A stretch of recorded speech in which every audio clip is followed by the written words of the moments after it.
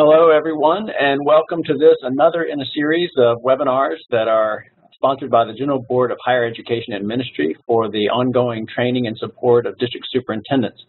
My name is Myron Wingfield. I'm the Associate General Secretary for the Division of Ordained Ministry here at GBHEM.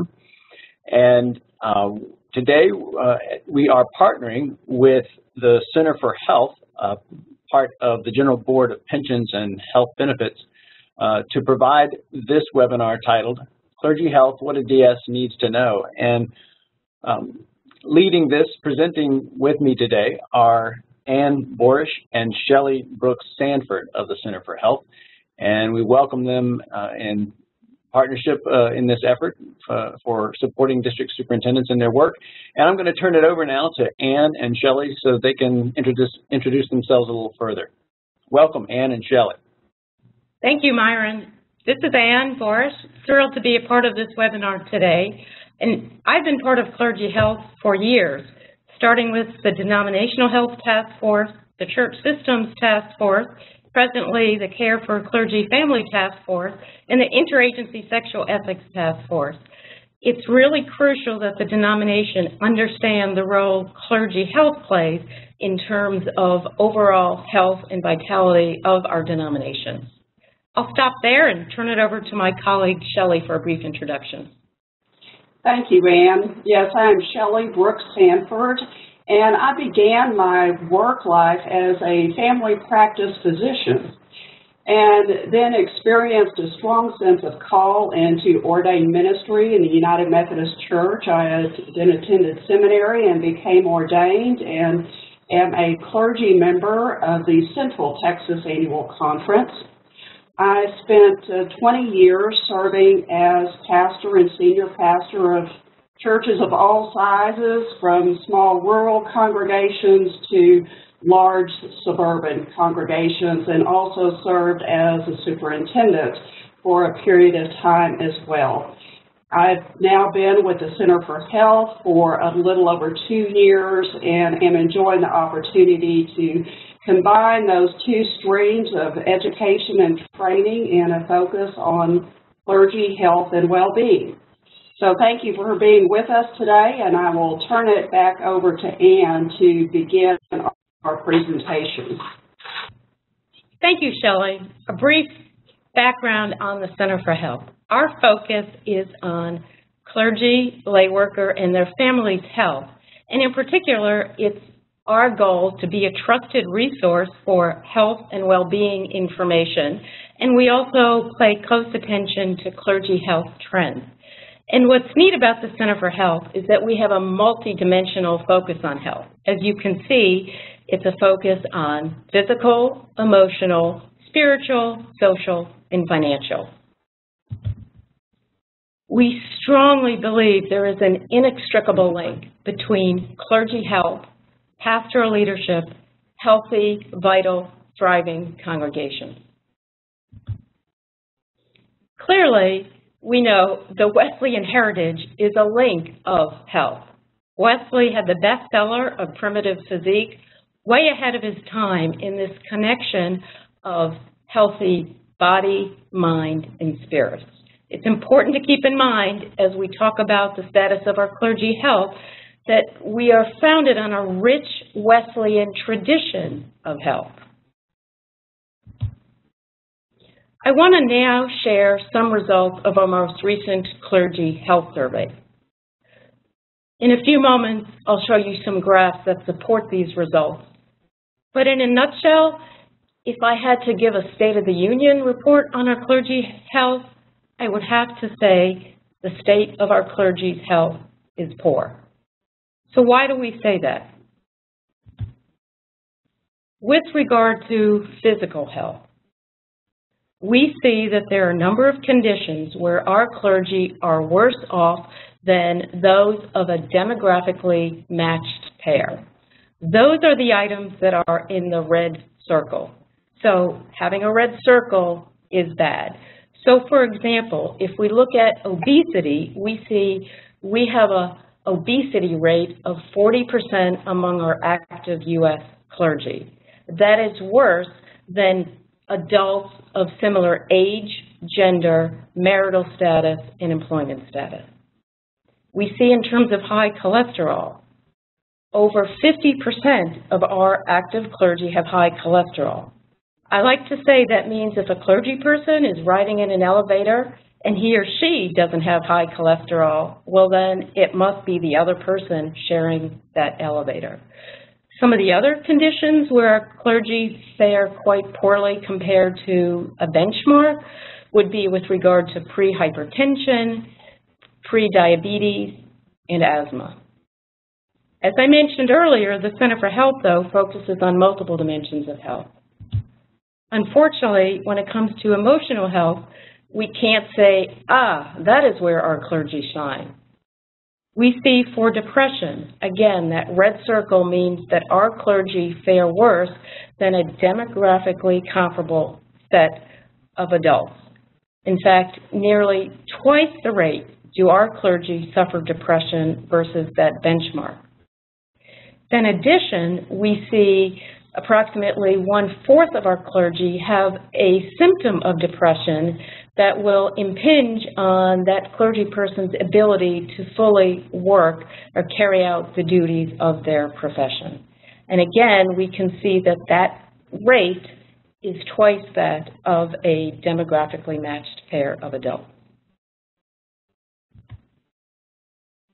We also asked in our survey about occupational stress. This particular scale is focused on clergy stress. So what we see is that nearly 50% of our clergy feel that the congregation is making unusual demands and it's forcing stress to come out in terms of the way that the clergy person is challenged. We can also see further down that approximately 25% of our clergy feel isolated and lonely. And that makes sense when we recall the previous slide and we learned that our clergy suffer from a high rate of depression.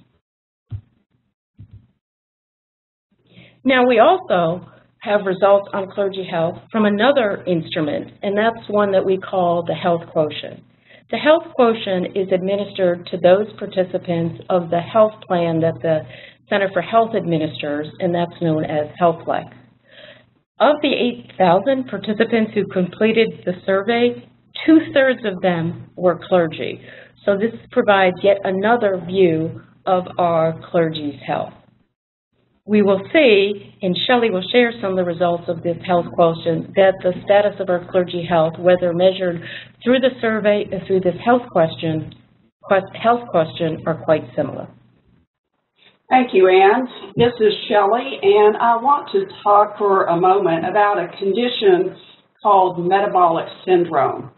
What is it, and why is it important, and why are we choosing to focus on this intentionally at the Center for Health? Well, the metabolic syndrome, you may have also heard it called Syndrome X, is basically a combination of health risk factors that often occur at the same time. And when they are present in this combination, they greatly increase the risk of serious conditions such as heart disease, stroke, and diabetes. We see on this slide the American Heart Association definition of metabolic syndrome, which is 3 or more of the 5 criteria that are listed on this slide. Or if someone is taking medication to control blood pressure, for example, then that would count as having that risk factor, or taking medication to control their blood sugar, for example, or cholesterol level. So why is this so important that we focus on this condition? Metabolic syndrome is rather like a warning sign. It's somewhat like the red engine light coming on in your car, giving you a warning that if significant changes, if something isn't done soon, then serious consequences are likely to result. And we are focusing more here because there is that opportunity for prevention. If someone has metabolic syndrome and they institute significant lifestyle changes to help address these risk factors, then in most cases they are able to reverse the direction that they are going and prevent those serious consequences from taking place. Sometimes we may hear people say, well, his heart attack just came out of nowhere, or someone says, well, I had no idea that this condition might happen to me. But very often, metabolic syndrome has been present for quite a while in these individuals. So what is the prevalence of this condition among our clergy population? This graph shows, particularly in this bar to the far left of this graph, it shows that a little over 30% of our United Methodist clergy have metabolic syndrome. This is based on a sample of almost 4,000 clergy across the nation who took the Blueprint for Wellness biometric screening in 2013. So we see that the prevalence of this condition is quite high and of concern. And not surprisingly, as many of you know and have experienced, our health situation is quite costly. This slide gives an estimate of the excess healthcare spending for various top health risk factors among our United Methodist clergy population. We see at the very top here depression and stress, accounting for an estimated $2 million and almost $4.25 million in excess healthcare spending per year. And then obesity, over $1.5 million.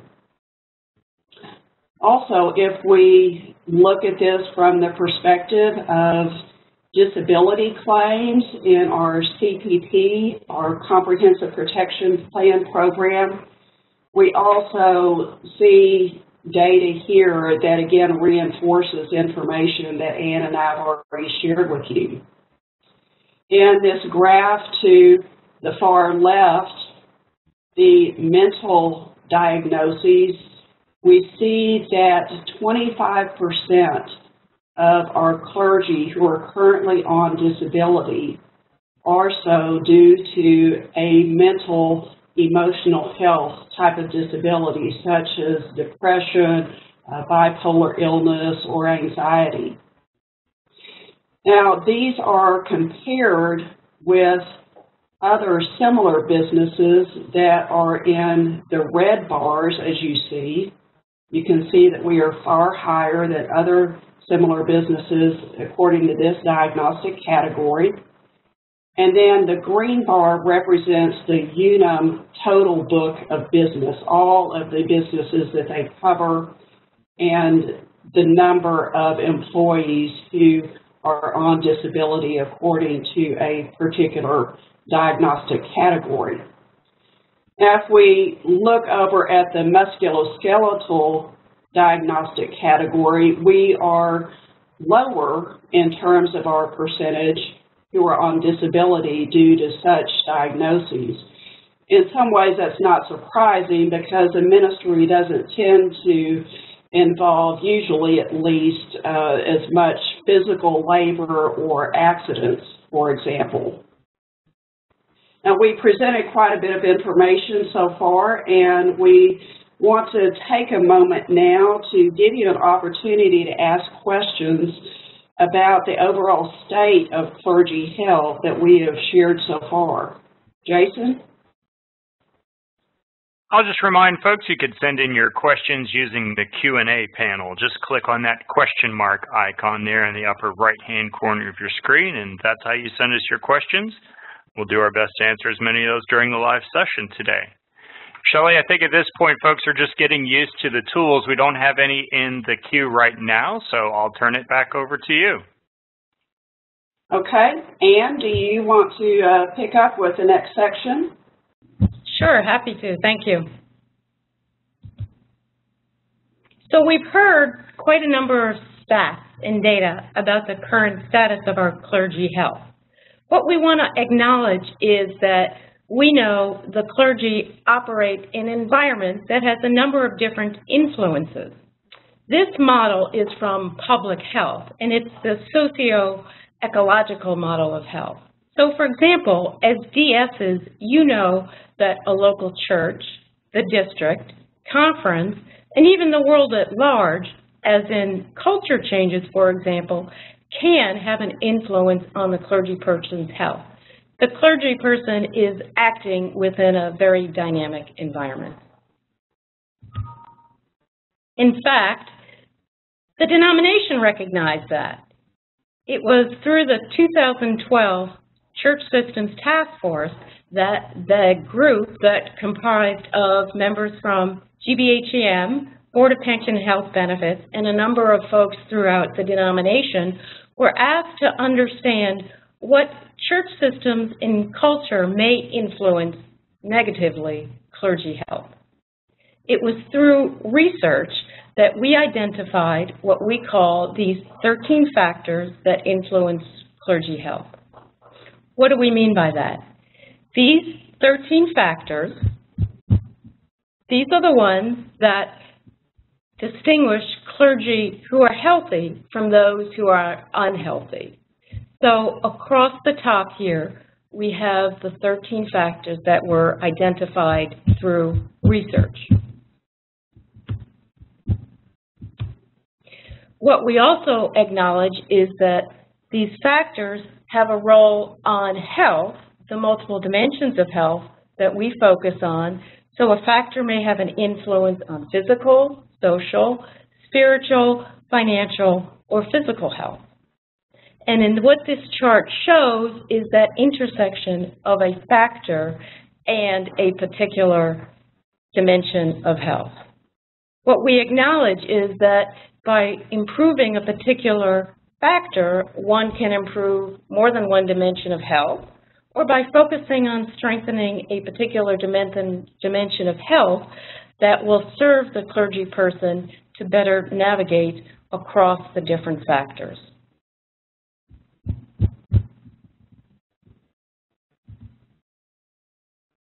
Separately, Jason will make available a link to the 13 factors, so you will have that chart and all of the definitions.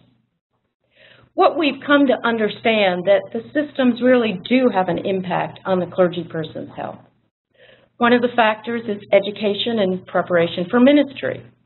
We know seminary training can truly play a big role in the clergy person understanding and being equipped for the demands of the vocation. We know that itineracy can play a role in health.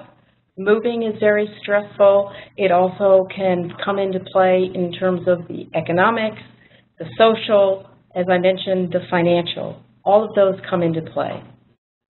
We know that a social dimension of health, one of the factors is outside interests and having a social network, can truly be of value in terms of the clergy person's health. People need to have a support network outside of the church. Peer support is very important. And we also know that congregations and communities have a role. One of the 13 factors is the relationship with congregation. In particular, that can go a long way to having an understanding and mutually accepted of the clergy person's role. What are the expectations of the clergy for the congregation?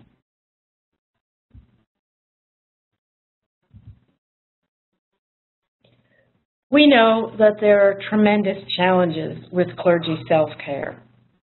Time, work-life balance, is a huge influencer on the clergy person's ability to carve out time to take care of his or herself. There's the superpastor complex, and I also say there's a corollary of the pedestal complex. We also know demands come from many places. The congregation, yes, from a DS. The family is going to impinge and say, we want time for you. Please take your vacation and spend time with us. And the conference is going to make time demands on the clergy person. It's important to understand all these different demands and how does one manage work-life balance. One of the 13 factors is eating habits in the work setting. For the clergy, that can mean potluck. Or, as someone else shared, it could also mean vending machines. Having healthy food at church events actually goes a long way toward managing physical health. We know relocation is extremely challenging. Again, there's the stressors of the relocation that come into play.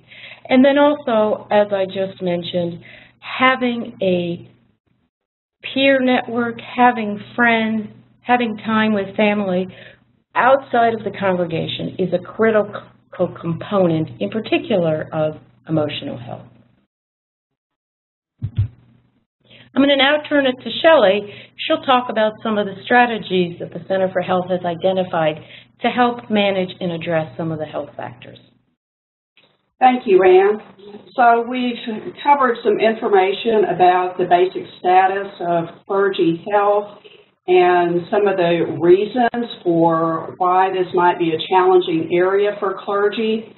We know that as individuals, we certainly are responsible for those individual choices that we make regarding our own health, and at the same time, the environment around us in which we live and work on a daily basis could either make it much easier or much more difficult to make those healthy choices.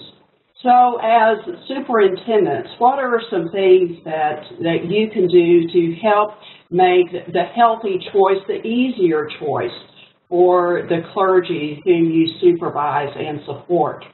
In the next few slides, I'll be sharing some strategies at the local church level, the district level, and then also at the conference level. So let's begin at the local church level.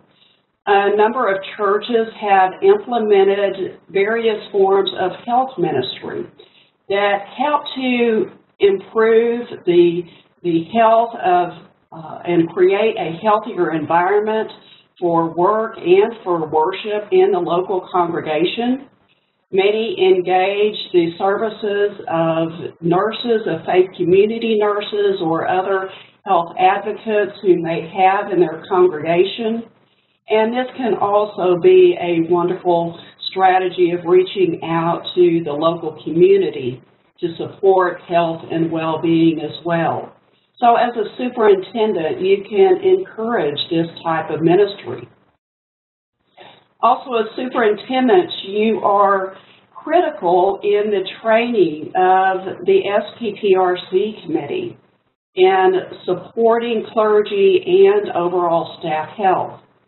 So ensuring that these committees have good training, that they remember to include practices to hold their pastor, their staff accountable to engage in healthy self-care practices, such as holding them accountable to use their vacation time, expecting them to take a day off. And that committee can also play an important role in helping to educate the rest of the congregation the importance of pastors and church staff having a day off to observe the Sabbath, for example. Some committees have also entered into a covenant, a specific covenant, to care for the clergy and staff. Also, if the pastor has a family, ensuring that the SPPRC committee supports the entire family through helping with any parsonage issues that might be going on, ensure that things are repaired quickly, recognizing that moving is a very stressful part of United Methodist ministry, and supporting the entire family in this, and having reasonable expectations, helping children and youth and spouses, the whole family to get connected in their new community, Also remembering that the spouse is not a de facto staff member. Now looking at the district level, of course, your individual relationship with the clergy whom you supervise is critical. Sharing conversations about the importance of self-care helps to establish it as a priority with those clergy whom you supervise. Be aware and be on the lookout for signs of burnout among the clergy and try to address those things early before they become a serious problem. Of course, there's no better way of teaching than by example. So being a role model yourself of making healthy choices, of observing a healthy work-life balance is important. Providing confidential mentoring for clergy in your district is important. Just remember that you are their supervisor, so there's always going to be some limit likely to the things that they feel comfortable sharing with you. So having that confidential mentoring process is also important. If you have clergy clusters or covenant group meetings, this can be another place where clergy self-care can be discussed and emphasized. It can be a place where clergy can share ideas and tips that are working for them. For example, I read a story recently from one creative pastor who was having a challenge of eating healthy foods in her church setting. And so she printed up this sign that she put on her door at her church, her office door, that said, "Please do not feed the pastor." I thought it was a wonderful and humorous way of getting the message across to those in her church that she appreciated their expressions of gratitude, but that healthy food choices would be appreciated a great deal. Also at the district level, making sure that your evaluation process is clear and has fair criteria, including self-care practices as a part of that evaluation process is also important and can help to reduce the stress level of clergy. And remembering to balance accountability with support of the pastor. For example, I was recently in a conversation with a pastor during a workshop that we did, and this pastor said that their superintendent had told them not to take vacation during the first year of a new appointment. Now, unfortunately, that is not an example of providing support to a pastor or supporting them in a healthy work-life balance. But also in the appointment process itself, encouraging longer tenures, providing conflict transformation resources, and being very aware of the very stressful results that can take place when there are some conflicts or challenges of gender, race, ethnic, and different cultures between the pastor and members of the congregation. And then at the conference level, incorporating a concern and awareness for health and well-being into the overall mission and mission strategy of the annual conference around the policies and practices around congregational vitality, leadership, and clergy excellence. And of course, this is a critical matter of stewardship. Good management of the gift of our bodies that God has given us, good stewardship of the clergy leadership that we are called to support. A concern for wellness can also be integrated into other conference activities such as mentoring and events and workshops. Just simply offering some healthy food choices at conference and district events can go a long way to supporting clergy health and well-being. I heard someone say recently that donuts, they are actually called do-nots for a reason. It's actually best that we do not eat too many of those, and they don't necessarily have to be a part of every morning meeting. You might think about the snacks that you share and that you have at your own cabinet meetings, for example. Other conference-level strategies include making spiritual or renewal leave a real possibility for the clergy in your annual conference. Not only encouraging pastors to take that kind of leave, but also developing options for funding, a network of backup clergy who can help to fill in for a pastor during that time when they are on renewal leave. And in educating congregations and SPPRC committees about why this type of leave is important and helping their pastor's ministry to remain fresh and dynamic and to help avoid burnout. Some conferences have also established many wellness grants where a pastor can apply and receive some financial assistance to join a YMCA or fitness center, for example, or perhaps to buy a bicycle. These are just a few examples of the many ideas and many ways that clergy health and well-being can be better supported throughout the connection. We want to pause here again and allow some time for your comments and questions on the material that we presented.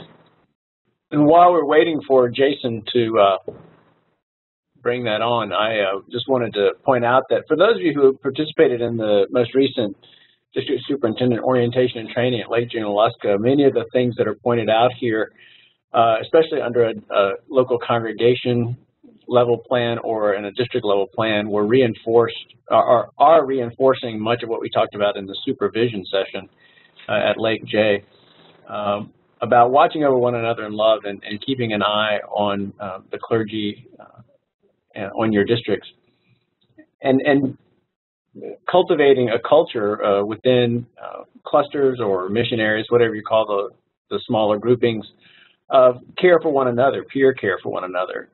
That's one of the things that I think is very beneficial. I saw an example from my own home conference recently of a team of folks that are working within a cluster, and just to see the change in morale within that cluster by virtue of the fact that they really nurtured a supportive environment among themselves has contributed to their overall effectiveness, including their health, especially their mental, emotional health and spiritual health. Thank you. Shelly and Ann, this has been very helpful. And Jason, what do you have in the way of questions? Well, we have many questions that have come in, and this first series of questions is for the entire panel. And the questions basically are regards to when do we use disability leave or incapacity leave, and when should exiting be used when we have to deal with a person who does not need to be appointed? Myron, I'm going to ask first if this question has been addressed directly in any of your other training sessions with superintendents so far?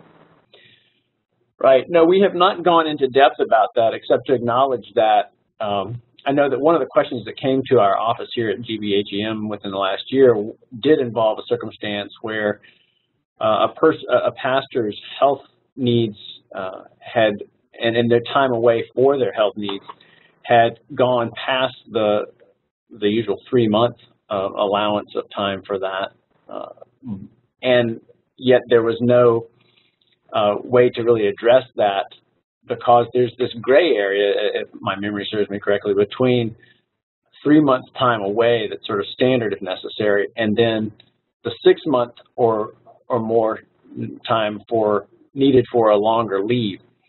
And so it's really a case-by-case basis, and it's hard to answer that without knowing the details of the case. But perhaps you all have some direct responses regarding what was the way they phrased it in the question, Jason? Incapacity, disability, or exiting. Right. Again, I would emphasize what Myron just said, that a great deal of this does depend on the individual circumstances and situation. Is it a situation where the clergy person's health status is expected to improve over a period of time or not?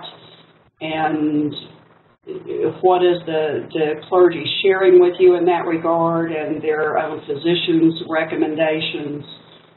Again, that is can be a difficult decision to make, and of course the clergy person definitely has to be a part of that decision making. At the Center for Health, our focus and our hope is more on the side of prevention and trying to address such issues before they get to the point that a pastor may need to go on disability leave or exit ministry. That is the area where we are truly focusing our attention. But yes, as superintendents, you definitely encounter those difficult situations, and I expect that there's a little bit different specific process in each annual conference regarding how those situations are handled. Shelly, Myron, what do you recommend as next steps? If a DS is dealing with a difficult situation like this, where there's obviously some discernment and evaluation that needs to be made, who do they call? What's the next step? Well, I know that in a couple of cases that I recall from my time as a DS, the first thing I did was just collect information or work with the pastor to help them collect the information that they needed, including having them meet with the conference benefits officer and confer with that person about what was available to them to support them during a transition time for medical leave. And also, I recall we had them consult with the Board of Pensions for the same reason, just to find out as many facts as they could about what support was there and what options they had between brief time off or relatively brief, as in like say 3 to 6 months time away to address their concerns, or if they were perhaps concerns that had longer implications as far as they're affecting their job performance and their ability to perform. Just having them look at the full range of options. And then, again, we made a decision on a case-by-case basis. And also conferring with other district superintendents, of course, and the bishop, because chances are within the pool, there's been enough circumstances like this where they have some collective wisdom that's going to help move the case along. So I would say gather information and meet with the pastor and help them join as a part of the decision. In several cases, what I thought was going to be a very difficult decision for me as a DS ended up being pretty easy once we had all the facts on the table, and it really became a matter of the pastor's own choosing. and me just supporting the processes to see that through.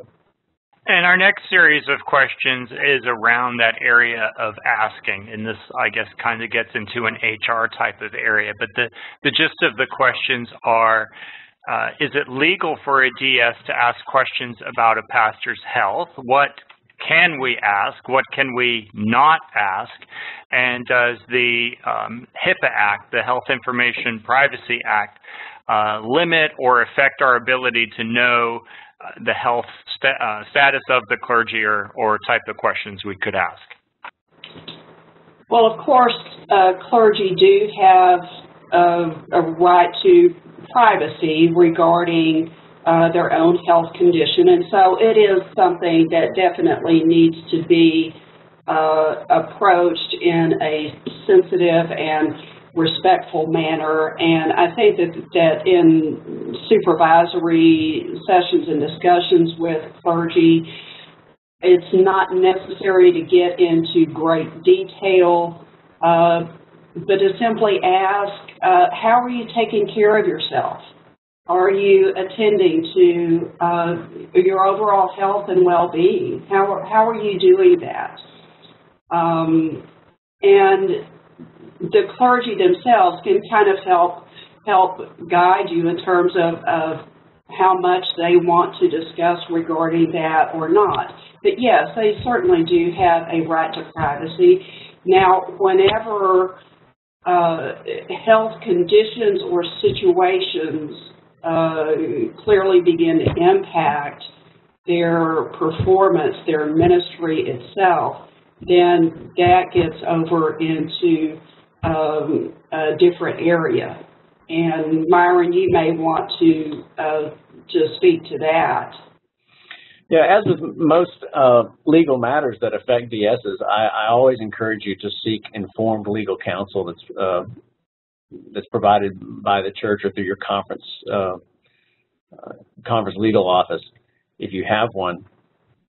But yeah, I have found that the general approach that we encourage in the district superintendent training supervision session, especially about just recording observable behaviors and facts of the matter and using those as the guide. And that will tell you when you're dealing with the circumstances where the person's health, physical or mental, is affecting their performance and work, and then just follow the trail and again work with that person. And when it gets into matters where you've actually had to take disciplinary action, putting that person on leave of absence or some other form of leave, and then the processes for bringing them back on board that you deal with in consultation with and cooperation with the Conference Relations Committee of the Board of Ordained Ministry, all those sorts of things come into play at that point. And that's a longer answer than we have time for in this webinar. But the processes are there, laid out either in the Book of Discipline or in other Board of Ordained Ministry guidebooks and other due process guidelines for how to handle a circumstance like that. Thank you all very much for those answers. We've got many more questions. Are you guys ready for a couple of easier ones? Sure. All right, so the question again is there a link between clergy health and congregational vitality? I would suggest there is. And in the same way that we make the link between leadership, and leadership outcomes again and again in so many areas, and I can't imagine that somehow that's not connected when it comes to matters of clergy health. Just one example, I know that in our own CalPAC, I'm going to wait. There we go. Sorry. That's all right. In our own CalPAC annual conference, there was a time when we, as a cabinet, acknowledged the need to lead by example and to share that with the rest of the conference. And so there was a period in which we were taking regular hikes as a part of our monthly gathering as a way of getting fit together, and then also of it was in preparation for actually one of our one of our larger meetings at one of our church camps. But yeah, I think there is a connection between, and this is going back to the earlier slides about the connections Wesley made between our physical health and our spiritual health and our mental health. It's all of a piece. And so if we are healthy, vital leaders, we are more inclined to affect vital congregations. And that would be my broad answer. And I suppose we could get into more detail with it if we had time. Yeah, I would reinforce that again. This is an area that we are seeking to research more and get more definitive data on. Of course, there's so many different factors that have to be taken into account in such research. The definition of congregational vitality, the definition of clergy health, and all of the different factors involved.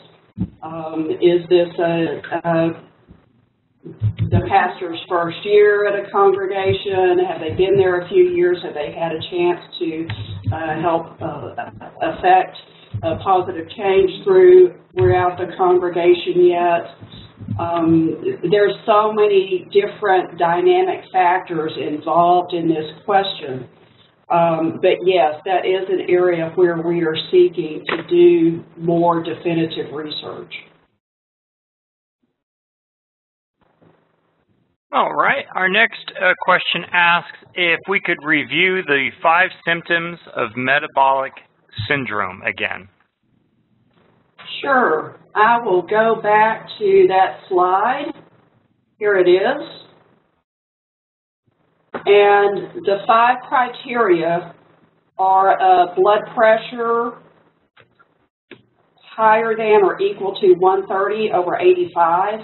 And one thing to note is that this blood pressure level is less than the level that diagnoses someone as having hypertension.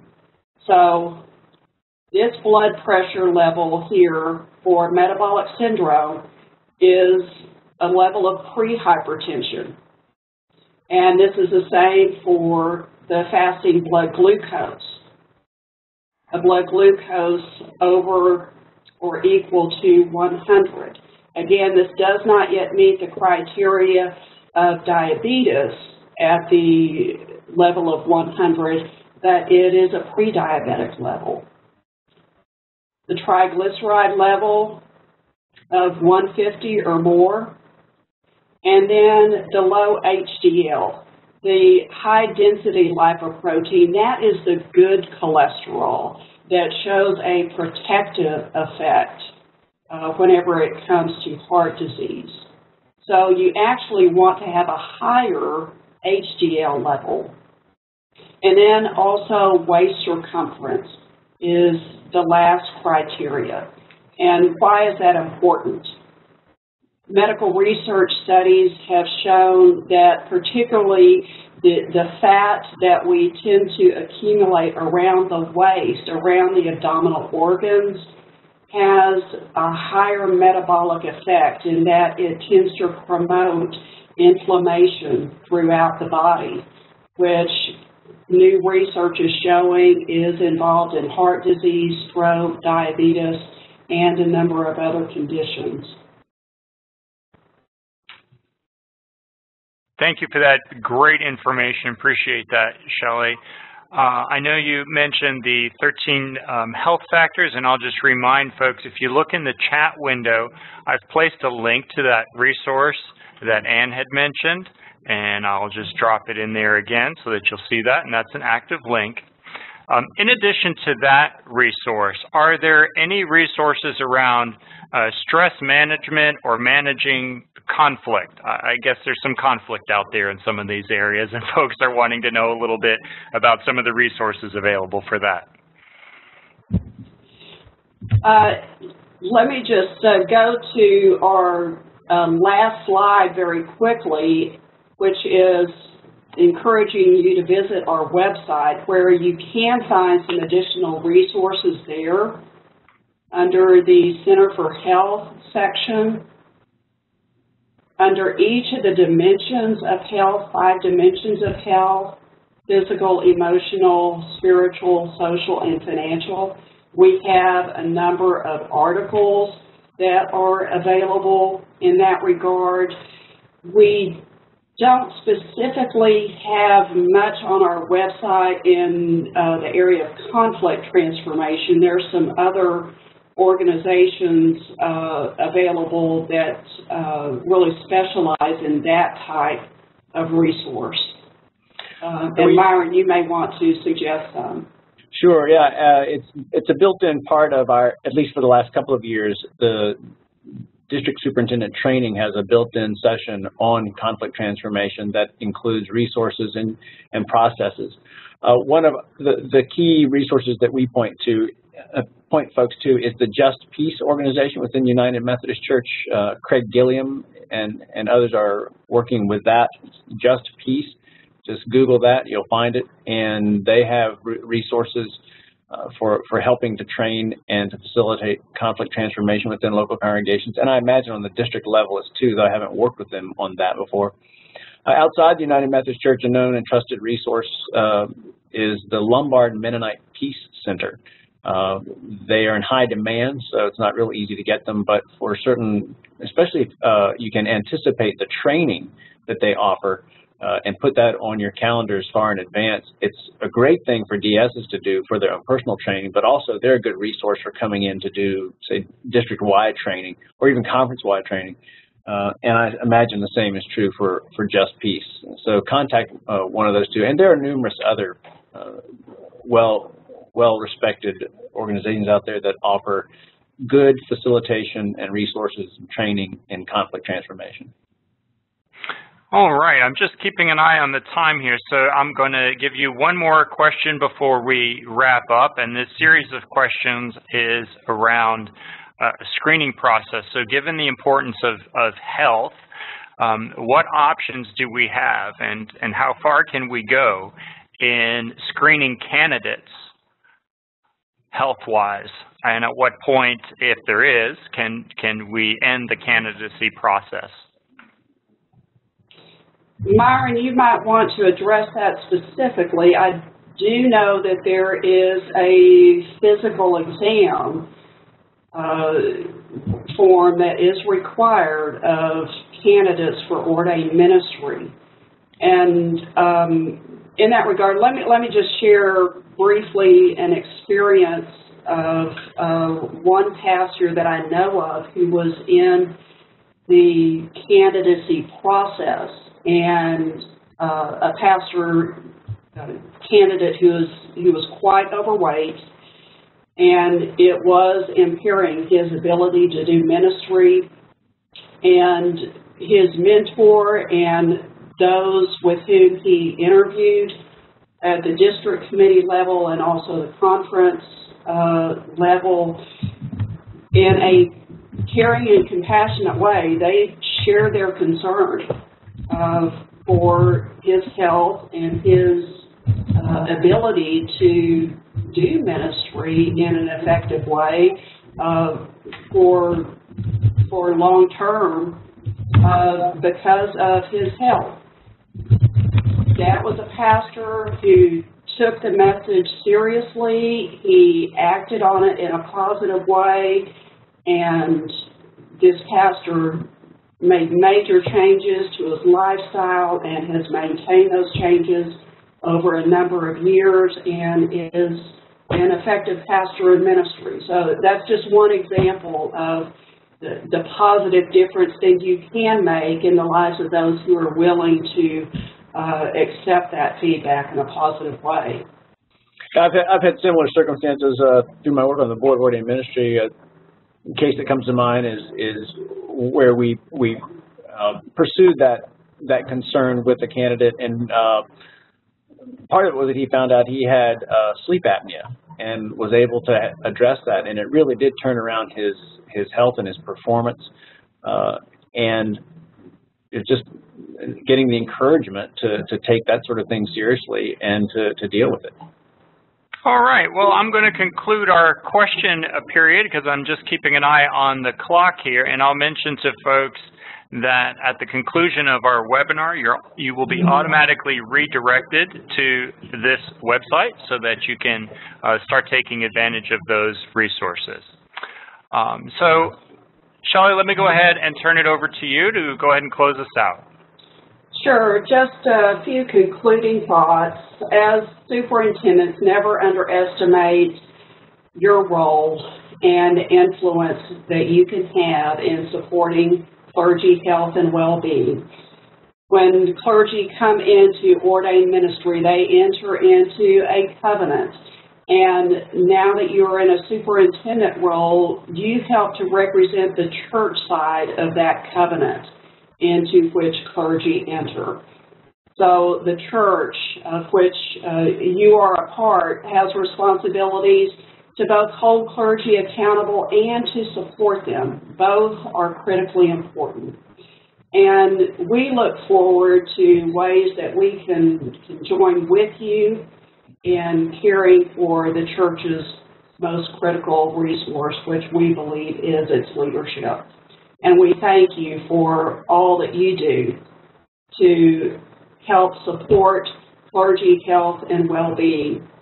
And just to wind up, remember to be aware of these various dimensions of health and well-being, the physical, emotional, the social, the spiritual, financial, and of course we can easily find scriptural and theological support for all of these dimensions, and all of them are important in bringing our most vital self and bringing our best to the practice of ministry. Thank you. All right, well, I want to say a word of additional thanks to our colleagues over at the Center for Health, Shelly and Ann, for their leadership in today's webinar. And just to remind everybody that this will be posted on umccybercampus.com for their later viewing. You'll receive a notification through DS News and Notes about that posting date and a link to how to get to it. So for any of your colleagues who weren't able to see it, or for you yourselves who want to go back and review the information here, it will be available to you through umccybercampus.com. Thanks again to you, Jason, for hosting us, and I think that concludes our webinar for today.